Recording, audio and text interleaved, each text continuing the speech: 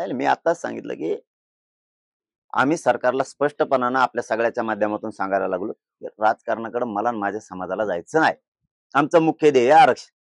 ते द्या. त्याच्यानंतर आमच्या नावाने बोंबलायचं नाही. ते राजकीय स्टेटमेंट सुरू झाले, राजकीय भाषा बोलायला लागले, पाडापाडी करायला लागले. नंतर बोलायचं नाही, तुम्हाला संधी. आम्ही समाज म्हणून उपोषणाला आज पुन्हा बसतोय. आमचं ध्येय आरक्षण आहे म्हणून बसतोय. मला राजकीय भाषा वापरायची वेळ येऊ देऊ नका किंवा पुढची कोणतीच वेळ येऊ देऊ नका. मी माझ्या समाजालाही सांगतो, मला राजकारण करायचं नाही आणि माझ्या समाजालाही करायचं नाही, हेच मी समाजाला सांगतोय. आपलं ध्येय आरक्षण आहे आणि आपल्या ज्या मागण्या आहेत 8-9 त्याच्यावर अंमलबजावणी सरकारने करावी.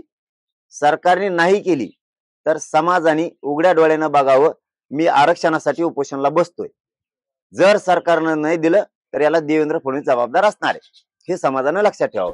कारण मी आज स्पष्ट सांगितलं माझ्या समाजासमोर आणि राज्यातल्या मराठ्यांना पुन्हा सांगतोय,